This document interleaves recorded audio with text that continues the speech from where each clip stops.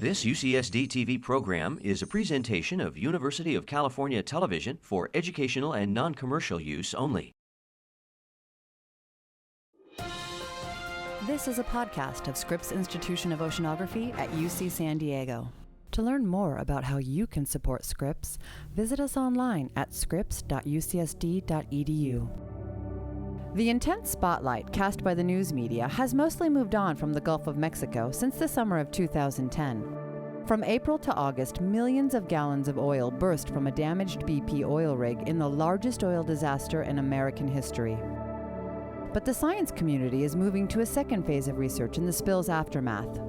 Scripps Institution of Oceanography at UC San Diego researchers were in the Gulf early in the crisis after the initial explosion, and today continue to monitor conditions under the sea surface.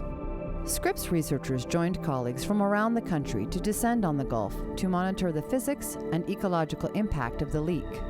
The Scripps scientists, many of whom already had contracts with BP to perform research in the Gulf, say the disaster highlighted what science can do in a crisis and what it could have done with a greater national investment in continuous oceanographic monitoring of all American coastlines.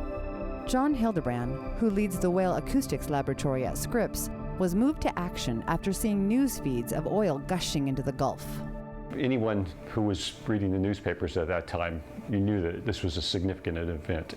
That the blowout, and the fact that the oil was spilling into the Gulf of Mexico.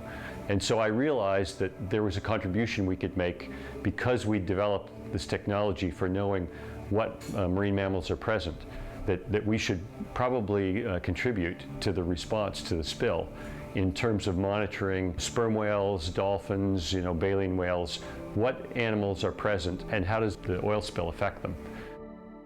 Ethan Roth. I'm a research engineer with the Whale Acoustics Lab at the Scripps Institution of Oceanography. Here we are in the Gulf of Mexico aboard the RV Odyssey.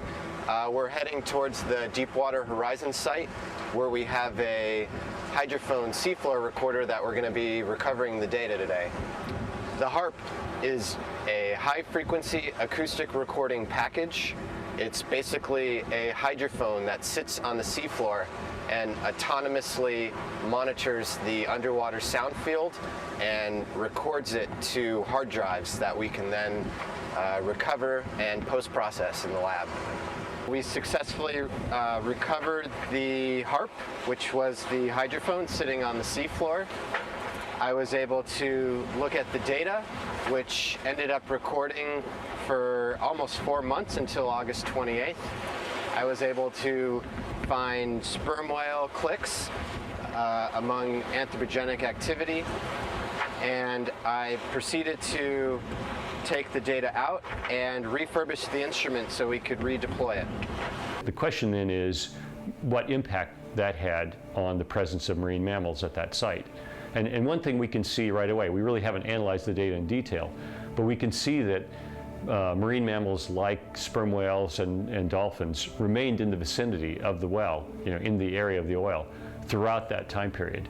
So at this point, we need to do a more detailed look at how many animals, do their numbers increase or decrease, and the kind of behavior. Are they still foraging? Are they just passing through, or are they actually there still foraging during the time of the spill? So, the government has paid for all of this technology. So I really did have strongly that feeling that because we had a unique set of instruments and also analysis tools to study marine mammals, that we really needed to put that technology to work in the context of the oil spill. Like Hildebrand, other Scripps researchers who participated in monitoring the leak have ongoing projects in the Gulf, many funded by BP. But most noted that the region had little infrastructure in place for tracking ocean conditions when the leak started. Oceanographer Eric Terrell's group traveled to the Gulf to bring 3 offline radar stations back to life. The radar data allowed spill responders to observe and forecast the paths of surface currents that sent oil towards shore. Physical oceanographer Dan Rudnick launched a self-propelled glider called Spray to the area in an attempt to image subsurface plumes of oil and to provide basic data on ocean conditions.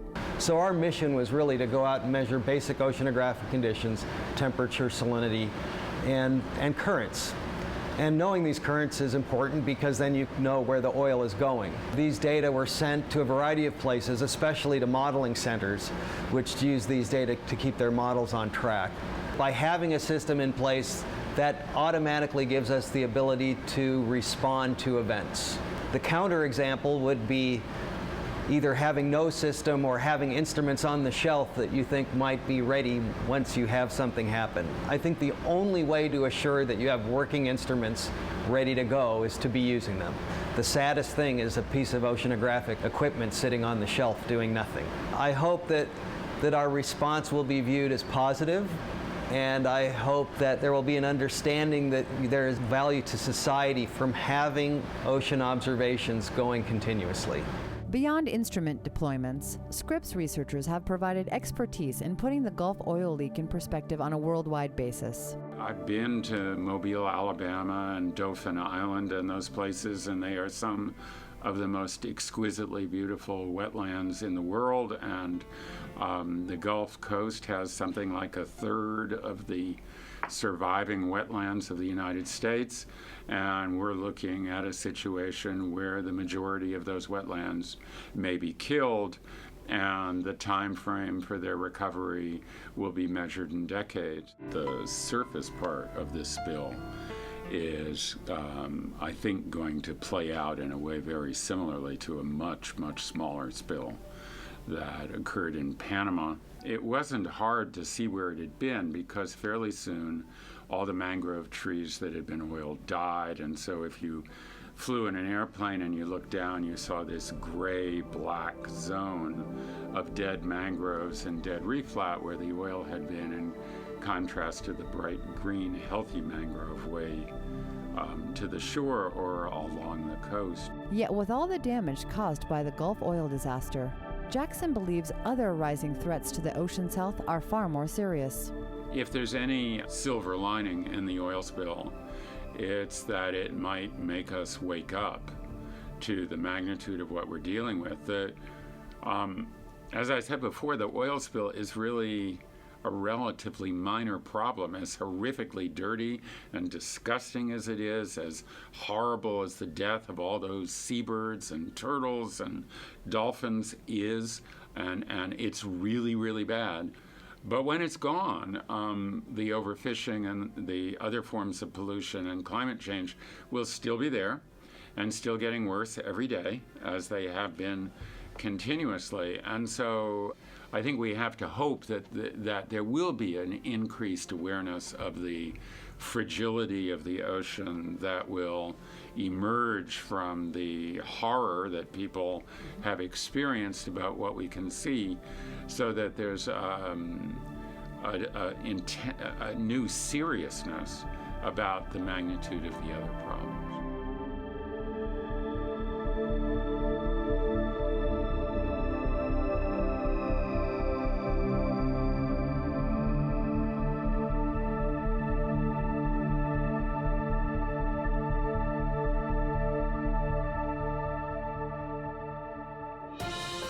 This has been a presentation of Scripps Institution of Oceanography at UC San Diego.